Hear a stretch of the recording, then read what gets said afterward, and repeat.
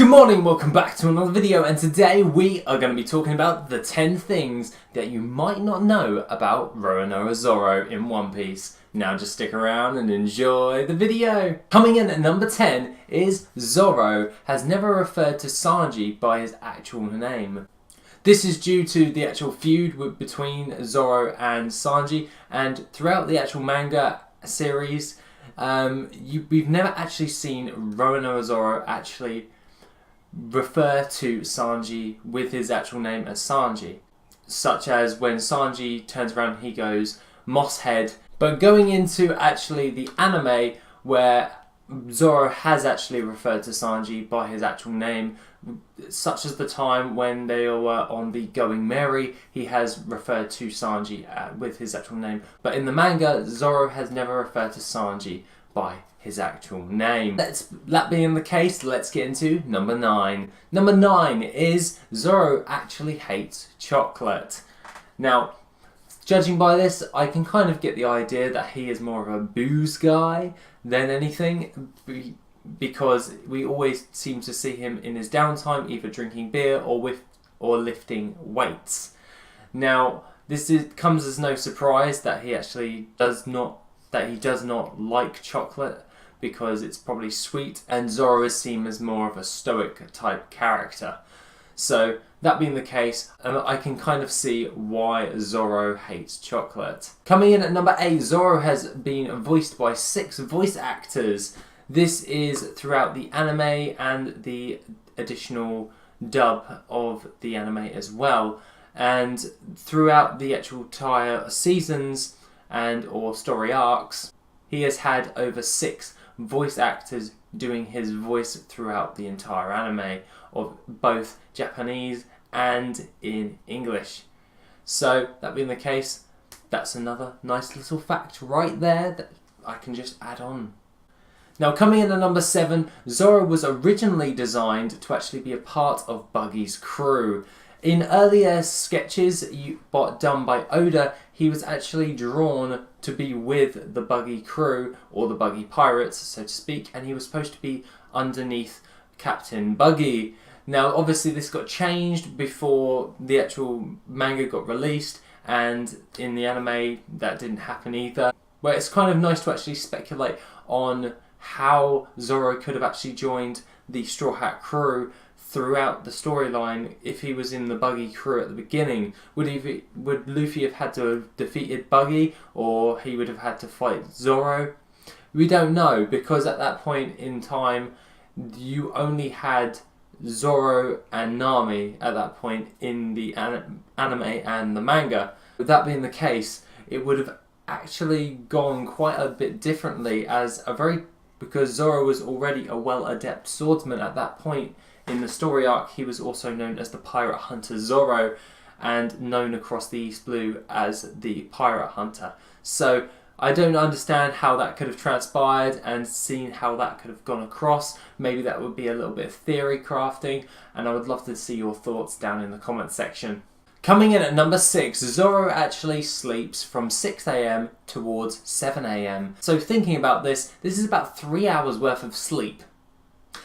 That's not an awful lot of sleep. As we have seen him actually taking a lot of cat naps during out the day, this is probably why he only sleeps at night from 4 AM to 7 AM. Or I was trying to think of it this way: he could sleep for an entire day and wake up at 7 AM and have like a stupid amount of sleep. It would be roughly around about 28 hours of sleep or something like that.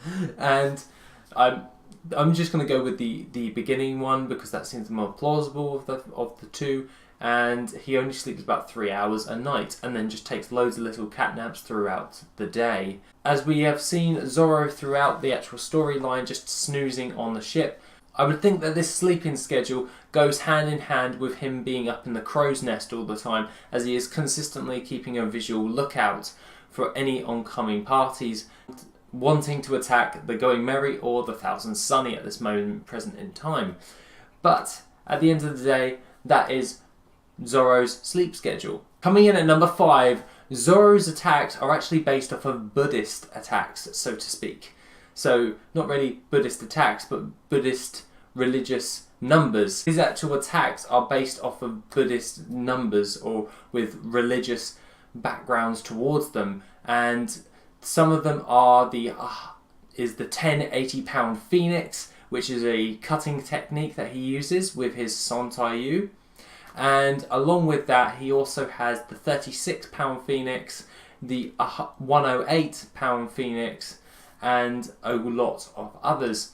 These are used as more projectile blade slashing abilities, and he uses these to cause mass amounts of damage towards his opponents. Number 4 is Zoro was the first person to kill a dragon in centuries, or the last person to actually defeat a dragon was by Ryuma, and they both killed them in the same way, which is being in the air and decapitation. So that being the case, Zoro looks like Ryuma from going back to the sketch that Oda did for Ryuma. He kind of looks like Zoro in the pictures, and they're both jumping in the air and they both decapitate a dragon, so to speak. Granted, it was a test subject dragon that was created by Mr. Vegapunk, well, Dr. Vegapunk, but at the end of the day it was a dragon nonetheless, and Zoro killed it in the same way as Ryuma did. That is basically the fact that I'm trying to get across. Coming in at number 2, Zoro's actual design is based off of a French inspiration. Coming in with all of his attire, it is mainly based upon the French style of the way they would have dressed. Now, obviously, at the moment when we're in the Wano arc, he looks more like feudal Japan Ronin at this moment in time, but based upon beforehand, so like about the East Blue Saga, he was originally designed in a more French attire aspect. And we can see this quite prevalently when we're in the Skypiea arc, where he's actually dressed in kind of like an adventurer's type get-up, but it looks more along the lines of a more French style look, and Oda just wanted to keep that in there. At number 1, Oda was asked what type of job would Roronoa Zoro have if he was not a part of the Straw Hat crew or a pirate, and he replied with a police officer. Now, this is actually kind of funny because he was a bounty hunter, so I can kind of see why he would have said he would have been a police officer, because he usually sticks by and protects people, as well as he's not afraid to cut people down, but I can kind of get the idea or the gist on why Oda would have said that. But at the end of the day, that's one. But other than that, that is all the 10 facts that I have, and I hope you like this video. And if you want to see more like this, please feel free to give this video a like, and as always, have an awesome day, guys.